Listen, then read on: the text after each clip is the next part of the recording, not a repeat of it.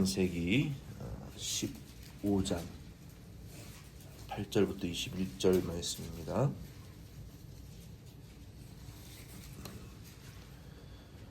8절부터 11절 말씀 같이 읽겠습니다. 그가 이르되 주 여호와여 내가 이 땅을 소유로 받을 것을 무엇으로 알리까?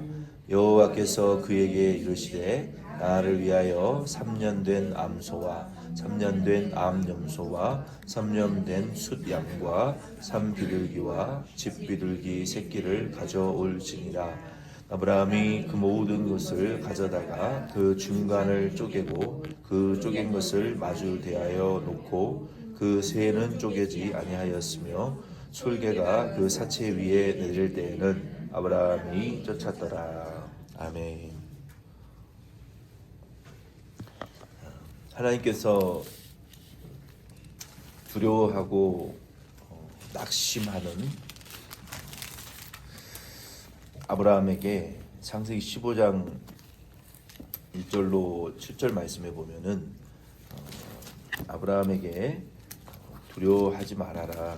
내가 너의 지극히 큰 방패요 또 지극히 큰 너의 상급이니까 누가 나를 보호해 줄까?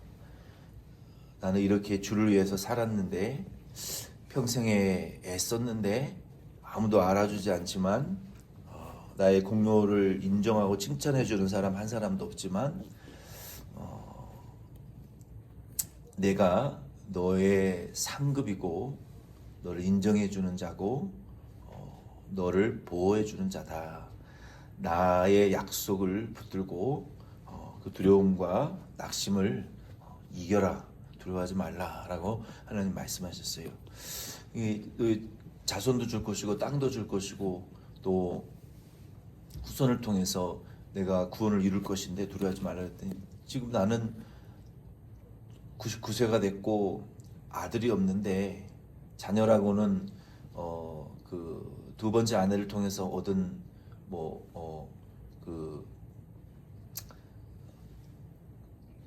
종자 다메섹 사람 엘리에셀이라는 종자밖에 없고 자식도 없고 후손도 없습니다. 어떻게 근데 하나님 저를 통해서 후손을 하늘의 별과 같이 땅의 모래처럼 번성하게 하실 것이고 어떻게 그 후손이 이 약속의 땅을 군대가 아니라 아들 하나도 없는데 어떻게 이 강대한 가나안 땅을 내가 차지하겠다고 약속만 하시고 그 증거가 무엇이고 어떻게 하나님의 구원이 이루어지겠습니까? 라고 의심할 수밖에 없는 그런 상황 속에서 하나님에게 진지하게 여쭤본 거예요. 하나님 약속만 하지 마시고 확실한 증거를 보여주십시오. 그래야 제가 확증할 수 있지 않겠습니까? 약속만 하시고 내 이 현상 세계에서는 아무것도 이루어지고 손에 잡히는 것이 없는데 하나님도 보이지 않는데 약속이라도 확실히 좀 증거라도 주셔야 내가 따라갈 거 아닙니까? 라고 아브라함이 지금 10년 동안 부름받은 이후에 지금 10년이 되었거든요. 하나님 창세기 12장에 하나님 나타나셔서 아브라함을 부르시고 인도하셔서 약속만 하셨지 이루어진 거 하나도 없었어요. 10년 동안. 그래 아브라함이 낙심할 만도 하고 두려워할 만도 해요. 10년 동안 아무런 증거가 없으니까.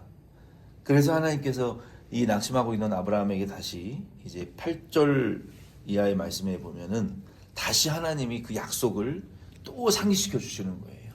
그 약속을 또 말씀해 주시면서 내가 그 약속을 이루리라 했더니 아브라함이 또 약속만 하지 마시고 확실한 증거를 보여주십시오라고 진지한 기도를 하나님 앞에 드렸던 거예요. 그러면 우리 성도도 하나님이 우리에게 약속하신 것을 확실한 물적 증거로 보여달라고 하는 그런 기도가 잘못된 것이냐? 아니라는 거예요.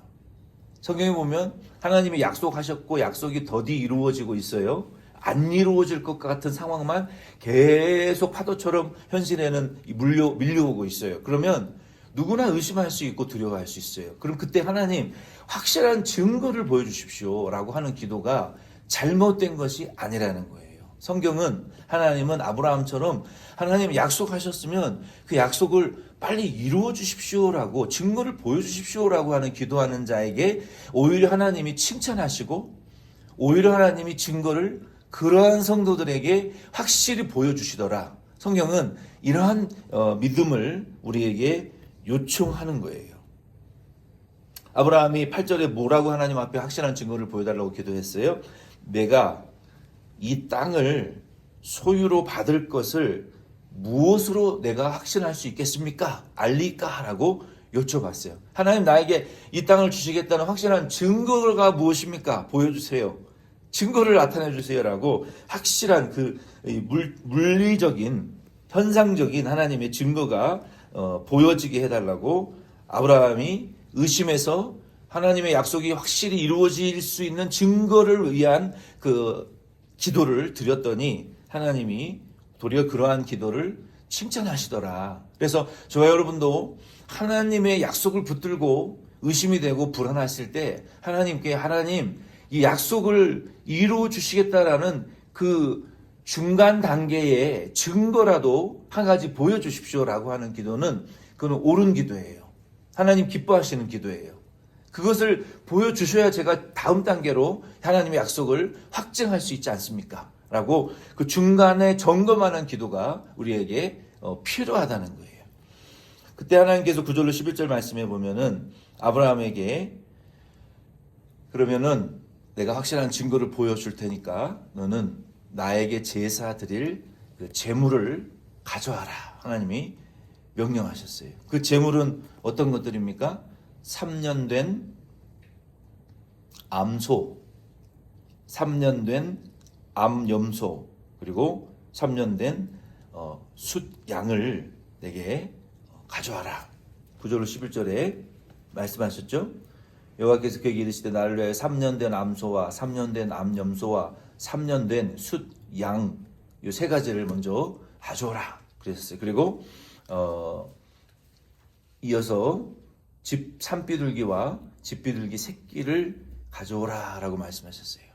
여기 3년 된 소, 염소, 또 숫양 이러한 것들은 이제 이 새끼를 낳을 수 있는 때가 완전히 성숙한 그 짐승의 제물을 가리키는 거예요. 물론 이 소 같은 경우에는 12개월이 넘으면 새끼를 낳을 수도 있지만 또 조산의 염려가 있어요. 그래서 3년 정도 지나면 이제 온전한 짐승으로서 새끼를 낳고 번식할 수 있는 아주 부족함이 없는 온전한 제물을 하나님이 바치라고 하신 거예요. 그리고 집비둘기와 산비둘기 새끼를 제물로 하나님에게 받아와서 드려라라고 말씀하셨어요. 이 제물들에 대한 신학자들의 해석은 이 제물은 이스라엘 백성들을 가리킨다라는 해석도 있지만 저는 그 점에 전적으로 동의하지는 않고 이 제물은 100% 예수 그리스도를 가리키는 거예요.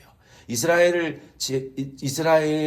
백성들은 죄인인데 죄 있는 제물을 하나님 앞에 드려서 죄사함을 받거나 상달될 수는 없어요. 그래서 이 제물 하나님이 아브라함에게 가져와서 드리라고 한 제물은 예수 그리스도를 상징하는 거예요. 의미하는 거예요.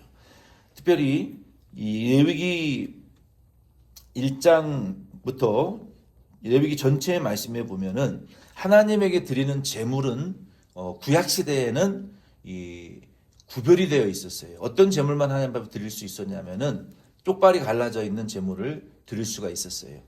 되새김질하는 제물을 드릴 수가 있었어요. 요게 기준이에요. 돼지는 되새김질은 하지만 쪽발이 갈라지지 않았기 때문에 구약 시대에는 하나님에게 제물로 드릴 수가 없었어요. 그리고 곤충 하나님 앞에 드리는 제물은 그리고 이러한 동물들 그리고 비둘기, 집비둘기든 산비둘기든 이건 하나님 앞에 드릴 수가 있었어요. 그리고 곡물을 하나님 앞에 제물로 드릴 수가 있었어요. 그리고 올리브유를 하나님 앞에 제물로 드릴 수가 있었어요. 자, 보세요. 여기에 소나 양이나 염소는 예수 그리스도께서 우리를 위하여 오셔서 소와 양과 염소와 같이 희생하실 것을 상징하는 제물이에요. 그리고 비둘기는 얼마나, 그리고 집 비둘기든 산 비둘기든 그 비둘기는 작아요. 그리고 그 비둘기의 새끼는 손 한 줌에도 들어가지 않을 정도로 매우 작고 연약한 아주 뭐 해를 끼치는 그러한 그 조류가 아니에요. 독수리나 뭐 그러한 뭐 까마귀 이런 공격적이지 않고 썩은 음식을 먹지 않는, 그리고 육식을 하지 않는 정결한 짐승이었어요. 그래서 하나님 앞에 소나 양이나 염소 육식을 하지 않죠.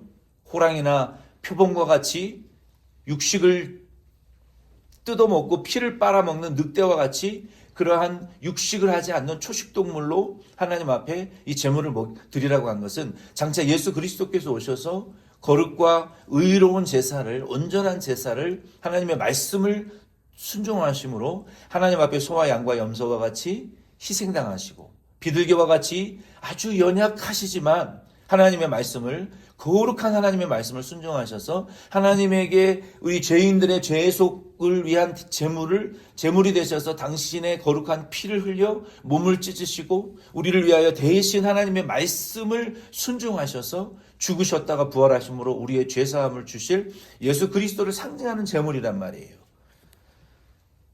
이러한 제물을 하나님 앞에 드릴 때 구약 시대에는 제사를 드리기 위해서는 레위기 1장부터 전체의 말씀에 보면은 내가 하나님 앞에 제사 드릴, 예를 들어서 소를 하나님 앞에 제물로 드린다 그러면 내가 소를 집에서 낳아서 자란 그 소를, 병들지 않고 건강한 소를, 새끼를 혹은 수양을, 숫소를, 암소를 하나님 앞에 내가 끌고 오는 거예요. 집에서 끌고 올 수 있는 거리가 되면. 그러나 거리가 너무 멀어서 제물을 끌고 올 수 없으면 예루살렘 근처에 와서 시장에서 제물을 건강하고 병들지 않은 제물을 사서 그것을 제사장에게 끌고 가는 거예요. 그러면 제사 드리기 전에 내가 죄를 지어서 제사를 드릴 때 내가 제물의 머리에 손을 얹고 하나님, 내 죄를 이 동물에게 전가합니다. 이 제물로 죄사함을 드리는 하나님 제물을 받아주시옵소서라고 안수하는 거예요. 내가 하는 거예요. 제사장이 하는 게 아니라. 그리고 그 짐승을 칼로 내가 잡는 거예요. 제사장이 잡는 게 아닙니다.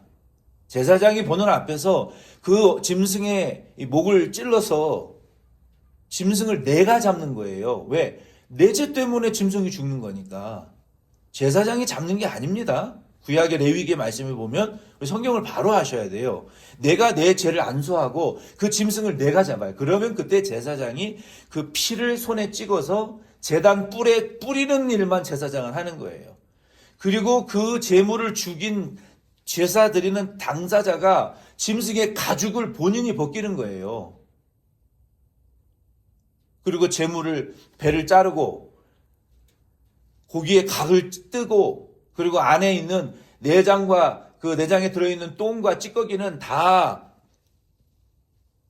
정강이와 뼈를 물로 씻어서 재 뿌리는 곳에 그것은 버리고, 그리고 그 모든 재물과 내장과 정갱이와 재물, 머리와 재물 전체를 가죽은 불태워 버리고 그때에 이제 제사장이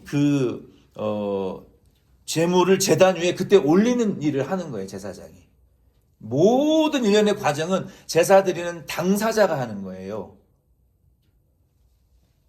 그리고 제단 위에 제사장이 그 제물을 올리고 그리고 불을 붙이고 벌려놓고 그리고 하나님 앞에 제사를 드리면서 하나님, 이 성도의 죄를, 이 향기를 받으시고 이 짐승의 희생의 피를 보시고 용서하여 주시옵소서. 이게 구약의 제사였단 말이에요. 그러나 우리가 예수 믿는 성도들은 이 짐승 희생제물의 제물을 예수님이 폐하여 버리셨어요. 당신의 제물로. 그래서 우리는 하나님 앞에 죄를 지었을 때 모든 만인이 이제는 제사장이에요. 예수 믿는 모든 성도가 예수 그리스도의 이름으로 하나님 앞에 죄사함의 기도를 드리고 용서를 받을 수 있는 구원을 받았고 모두가 하나님 앞에 제사 드리는 만인 제사장이 되어 하나님의 왕같은 제사장이 되셨단 말이에요.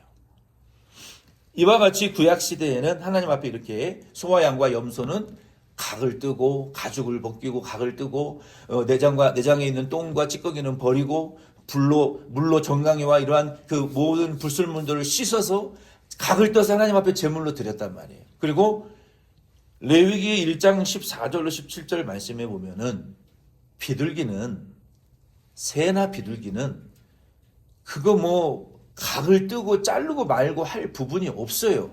그래서 레위기 1장 14절 17절 말씀해 보면은 만일 여호와께 드리는 예물이 새의 번제물이면 산비둘기나 집비둘기 새끼를 예물로 드릴 것이요 제사장은 그것을 제단으로 가져다가 그것의 머리를 비틀어 끊고 제단 위에서 불 사르고 피는 제단 곁에 흘릴 것이며 그것의 모이 주머니와 그 더러운 것은 제거하여 제단 동쪽 재 버리는 곳에 던지고 또 날개 자리에서 그 몸을 찢되 아주 찢지 말고 제사장이 그것을 제단 위에 불에 있는 나무 위에서 불살라 번제로 드릴지니 이는 화제라 여호와께로 향기로운 냄새니라 그러셨어요. 자, 소와 양과 염소는 크기 때문에 가죽을 벗기고 각을 떨 수 있었어요. 이렇게 부분별로 자를 수 있었어요. 그러나 새는 자를 부분이 없기 때문에 목을 비틀어서 피를 흘리고 그리고 그 모이 주머니와 내장에 있는 똥과 찌꺼기는 버려서 제단 재 뿌리는 곳에 동쪽에 불 버리고 그리고 날개는 몸에서 아주 찢지 말고 붙여 놓으라는 거예요.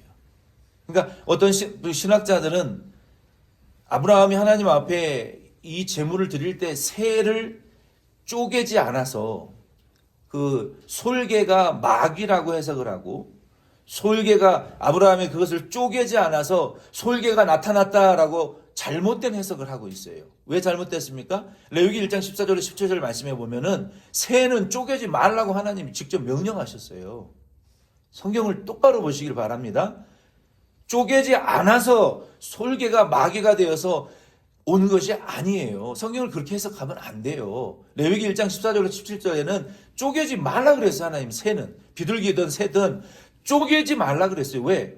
예수 그리스도께서 시편 말씀에도 보면 이 제물은 예수 그리스도를 상징하는데 예수 그리스도의 그 연약하고 유약한 새와 같이 목이 비틀리고 날개가 십자가에 못 박혀서 거의 찢어질 정도로 예수님이 고난당하신 그 예수의 고난을 상징하는 것이기 때문에 새는 쪼개지 말라고 하신 거예요.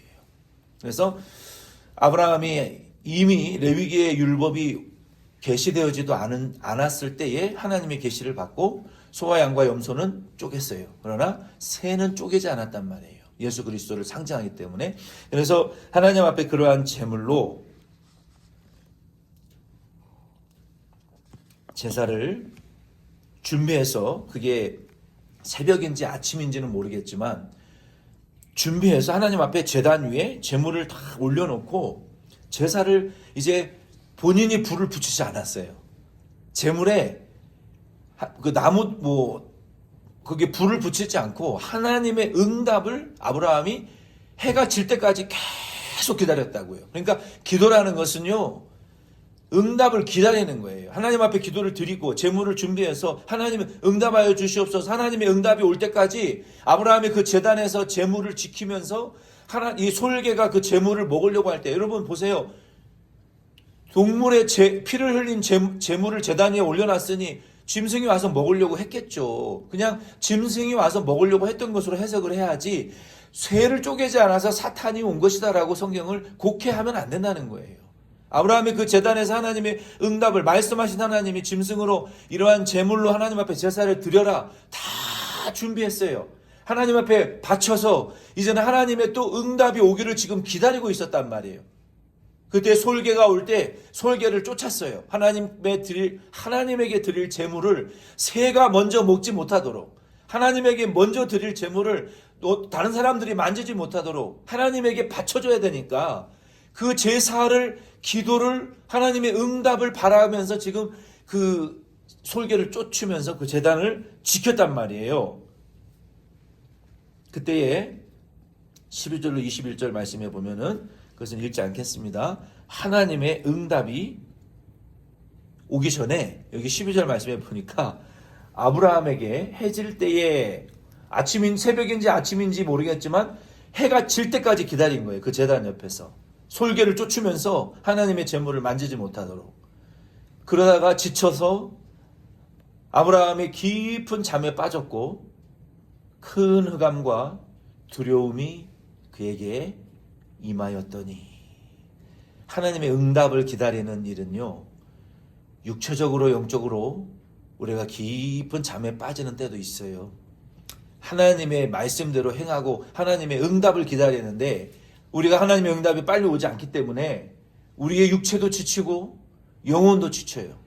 그리고 육체가 피곤할 수도 있어요. 깊은 잠에 빠질 수도 있어요. 그리고 거기를 넘어서 영적으로 하나님의 응답이 지체되자 아브라함이 깊은 흑암에 빠지기 시작했어요. 그리고 깊은 두려움에 빠져들어가기 시작한 거예요. 우리가 기도할 때 이 기도는 영적인 전쟁과 투쟁인데 하나님의 응답을 기다리는 일은요, 육체적으로도 영적인 전투요, 영적으로도 영적인 전투예요. 하나님의 응답이 오지 않을 때 마음속에 낙심도 되고, 이거는 마귀가 나타나서 두렵게 하고 겁을 주는 게 아니에요. 우리 스스로 하나님의 응답이 늦춰질 때 하나님이 응답하시지 않는 거 아닌가?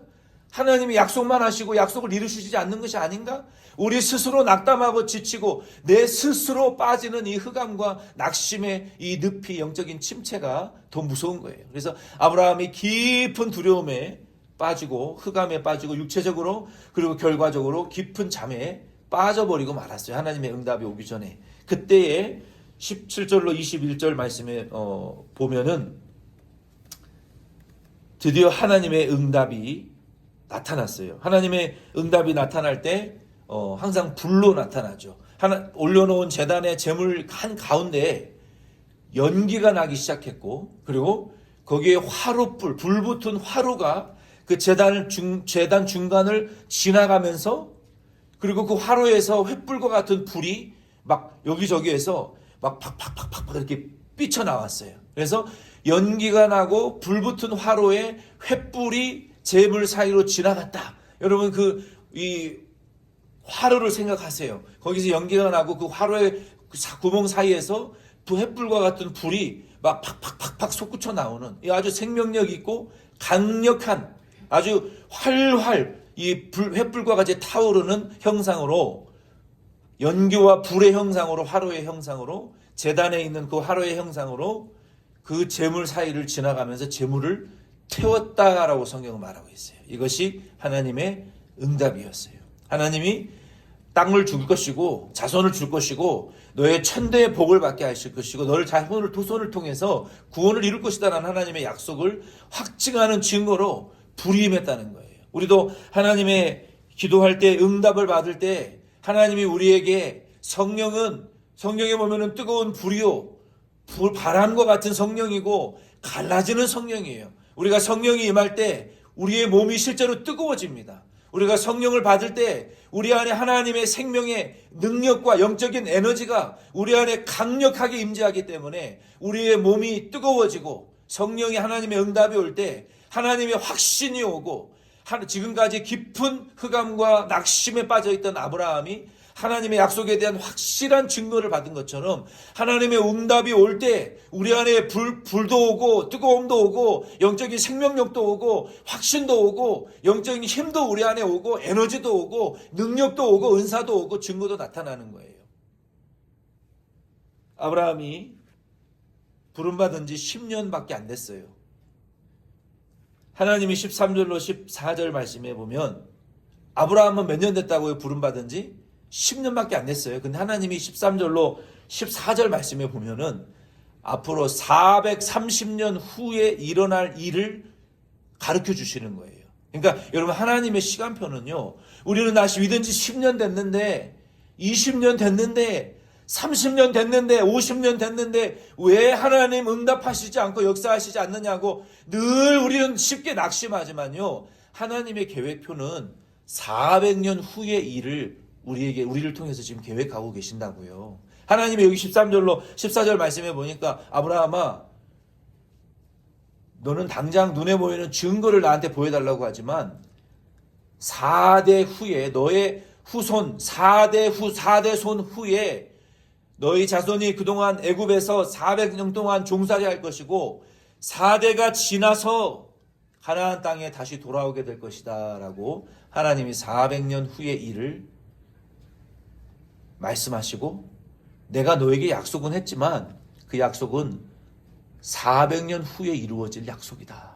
그리고 더 먼 미래에는 이 예수 그리스도를 통해서 이루어질 약속이다라고 하나님의 계획표가 아브라함의 생각과 달라요.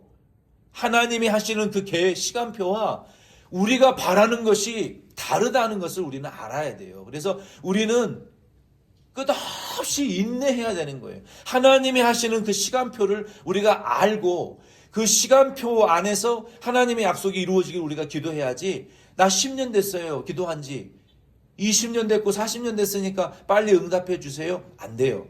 하나님의 시간표를 우리가 알고 하나님의 역사하심을 우리가 알고 거기에 우리가 맞춰가는 것이고 따라가는 것이지, 내가 오래됐다고 내가 시간을 많이 들였다고 내 욕심대로 하나님의 뜻을 이루어달라고 기도하는 기도는 절대 이루어지지 않아요.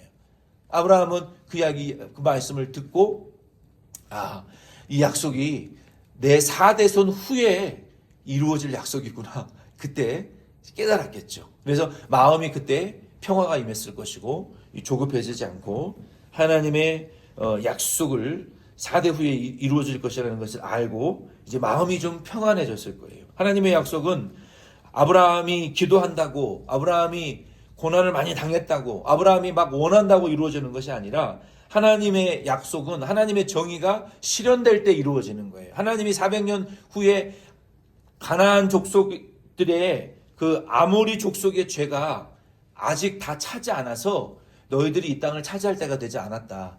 가나안의 그 아모리 족속, 헷 족속, 기르가스 족속, 브리스 족속 이러한 족속들이 죄가 1에서 10이라면은 이 10 끄트머리까지 다 차서 그들을 심판할 때가 되면 가나안 족속을 심판한 이후에 그리고 이스라엘 백성이 그 땅을 400년 후에 차지할 것이다 라고 말씀하셨어요. 그러니까 하나님의 공의가 실현된 다음에 하나님의 약속이 이루어질 것이다 라는 의미예요. 그래서 이 약속을 아브라함이 이제 받았어요. 오늘 이 말씀을 통해서 저와 여러분도 아브라함처럼 우리가 하나님의 약속이 잘 이루어지지 않는 것 같아요. 우리가 2024년 우리 교회 이전이 결렬된 다음에 우리가 1년 동안 그러면 이제 특별 기도회도 하고 기도하자. 하나님이 이사야 43장 말씀대로 우리가 기도하면 하나님이 우리 교회에 광야에 길을 낼 것이고 사막에 샘물을 낼 것이다 라고 약속했어요. 그러나 우리의 현실은 여전히 광야와 같고 여전히 사막과 같고 길이 열리지 않고 샘물이 열려지지 않는 것과 같아요.